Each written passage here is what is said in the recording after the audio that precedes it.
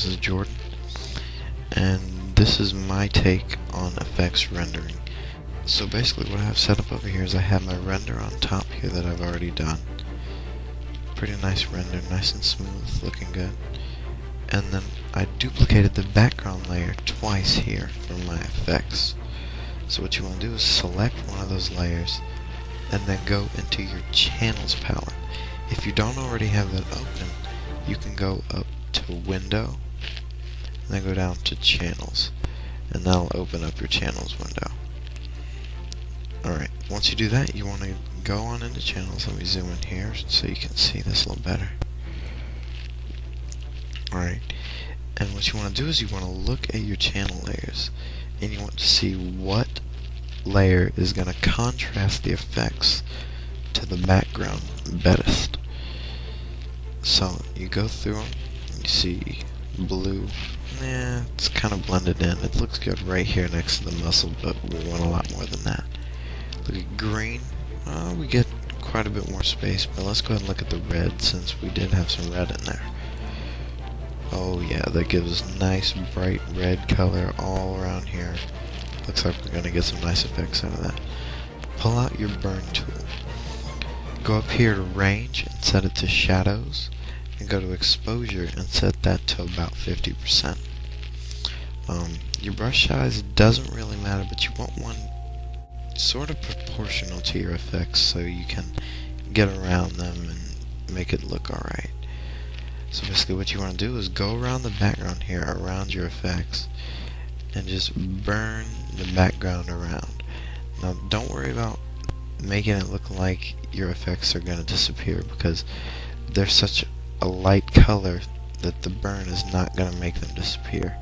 So just go around here. This little bit of background around them is okay. We want that because we want the glow to still be there when we go to render these out. So when you get to a point that looks about like this, we're just going to do this pretty quickly. Alright, you want to drag your red layer down to this button, which is Load as Selection. After you do that, it's going to make a selection. And what this does is it makes a selection of all the red tones in the image. Alright, then you want to go back to your layers and just go ahead and you can toggle them to bring back the color, and you can see it's some pretty nasty color there. So that's not the layer we want to take from. You can go ahead and just take that layer and trash it. Now, that's why we kept the layer behind it, because that's the one we do want to take our color from. Now what you want to do here is make a new layer to go above that. Then go back down to the effects layer and press Ctrl C, go up to your blank layer, Ctrl V or paste, and we'll paste your effects. Now when we hide our effects layer, we're left with something that looks kind of like that. It doesn't look like exactly like what we want, but we're getting there. So I'm just going to start by getting rid of some of this extra stuff here. Let me just get around here. Alright, what I'm doing now is I'm just making it where my effects are isolated so I don't have to deal with all this other background. So I'm just going to make selection, select the inverse, and delete. And now everything but this is gone.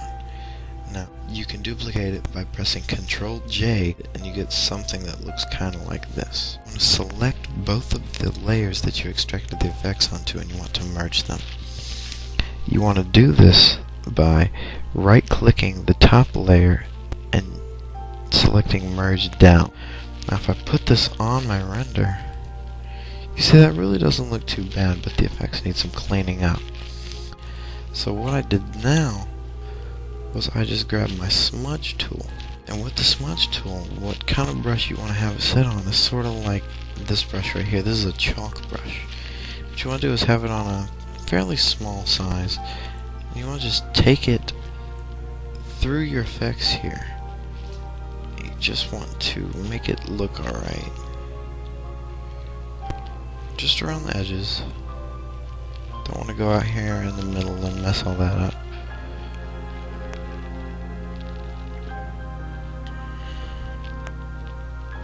around here. I'd be taking a lot more time if I was doing this for me, but for this tutorial I'm going to do this a little bit faster. Alright, this is a little bit sloppy, but this is going to get the point across. I want to duplicate it. Okay, and you want to go to Filter, Blur, Gaussian Blur. You want to select, say, maybe 2 pixels. That's what we're going to get. So you sort of get something like that, but now we lose all the shape of this middle, so we're actually going to drag the layer that we blurred underneath our original layer. And we're going to take a nice big soft eraser on only about 75 opacity. On the top layer, you want to just erase around where the smudge was to sort of hide that a little bit.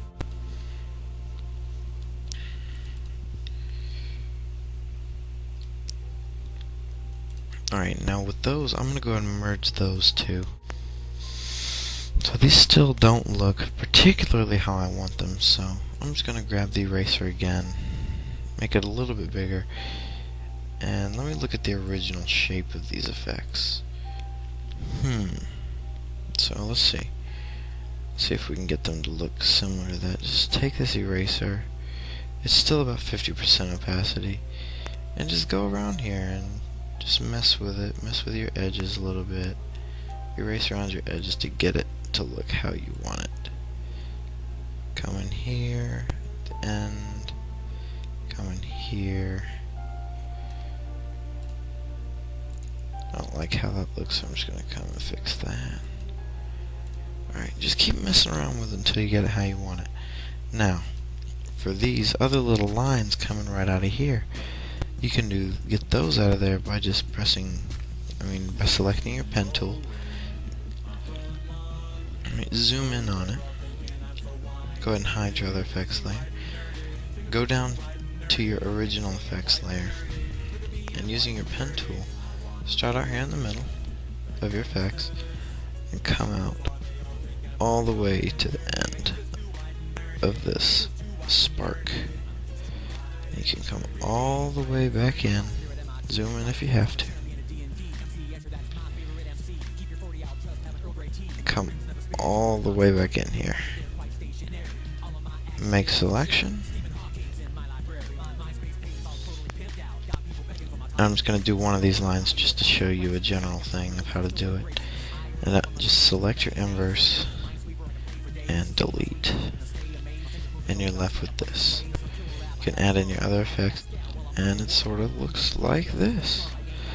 So like I said, this is sort of a quick run through of how I do effects. These would be a lot cleaner if I was going to do this for a site, or if I was doing this for myself. So just to give you an idea, let's change the color of the background a little bit. You can see it sort of fades off a little bit. We don't want it to be real sharp.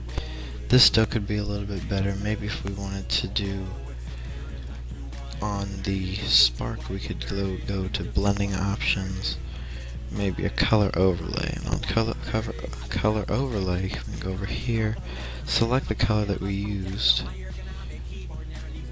and then we're left with something like that. Now if we want to change the color to black again, you can see that it looks just like a spark. And you can just keep doing that for all the rest of these sparks over here. Make them look well, make them look good. You can make these other sparks look good, and you'll end up with something that looks similar to this. Just add your logo and you have successfully done an effects render. I hope that between me and Jake you have amply learned how to render effects through channels. And if you have any questions, you can direct them through messages, or you can direct them right here below the video in the text comments, and we will get back to you. We might even make another video just answering some questions that you guys have. We'll see you next time on JSquaredTutorials.